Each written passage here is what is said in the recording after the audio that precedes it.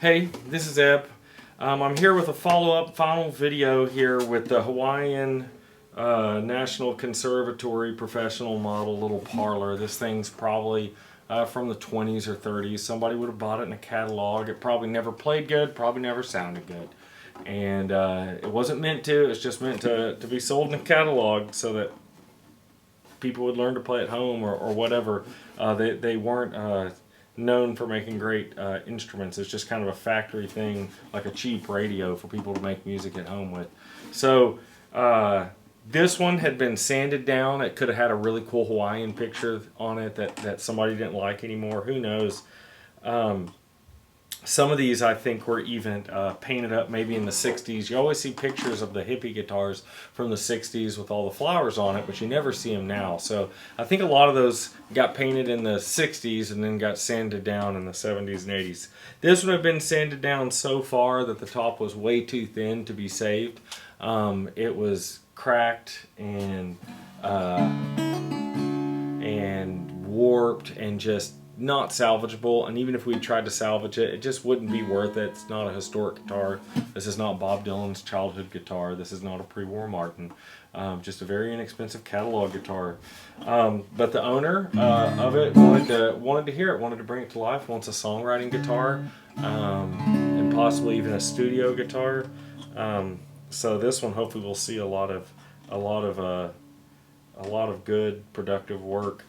So I got a classical top from my friend Gabriel, a classical and all-around guitar repairman, a luthier in Carrollton, Texas. And it's some old cedar top that had already been it had been joined, but didn't have. I think it had been joined. I forget, but it definitely didn't have a sound hole or rosette. So I thought I'd make a very simple top for this, for a very plain guitar, and just focus on making it sound good. I have.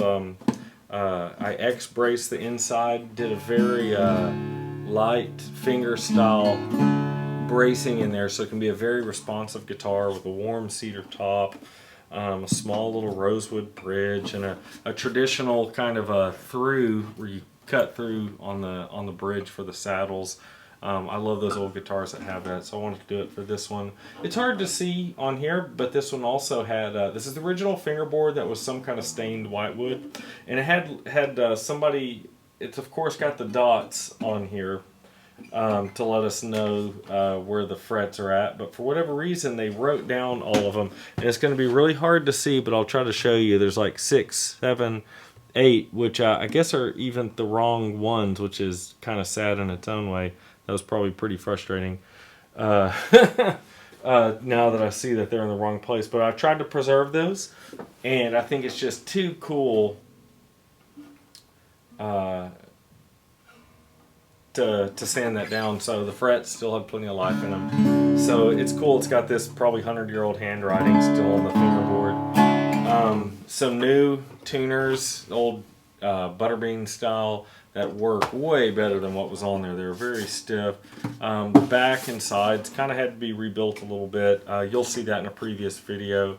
But instead of the trapeze system, put this regular pin bridge on there, which sounds tremendously better on a flat top. So I think that's all the things. I couldn't be more thrilled with the sound of it. Oh, also did a little ebony nut down here. I think it had some kind of little cheap wood one before, so this will definitely be a huge improvement, but still look very traditional. So I'm going to give a sample. It sounds pretty good with the pick, and it sounds incredible finger style. So just loud, real punchy, kind of mid-low, more than you'd expect from something this.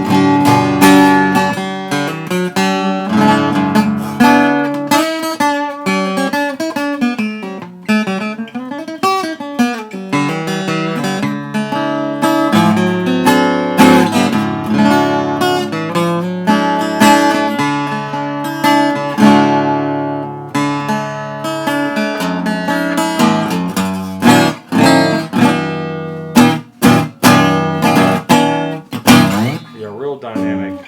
I'll show a little finger stop.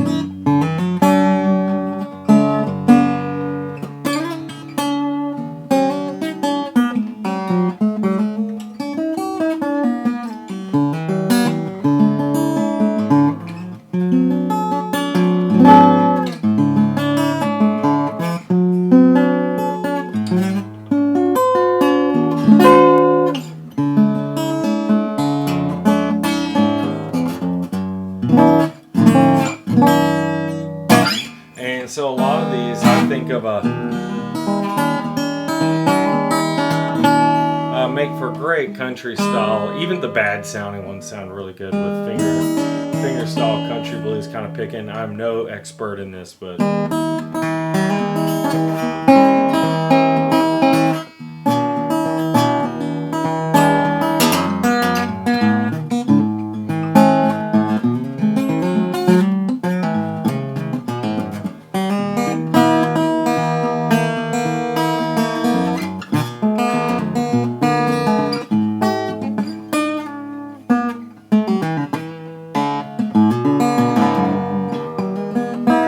try with a pick.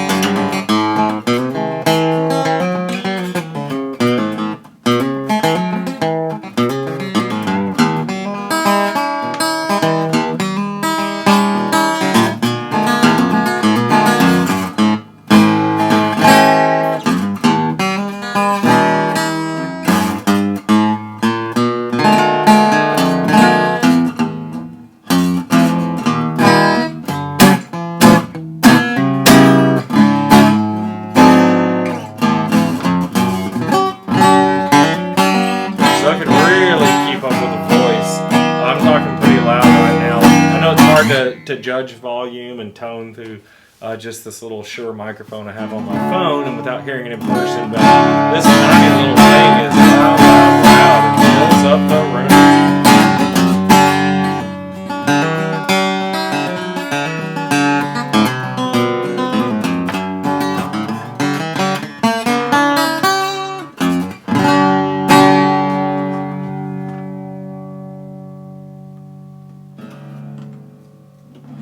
So that's it. If you enjoyed this, definitely go back and watch the previous videos. It'll be linked at the end if you haven't seen them. If you'd like to see more stuff like this and other projects I'm working on, subscribe to the channel. You can even find a link in the description to my Instagram where you'll see a lot of regular updates of what I'm up to.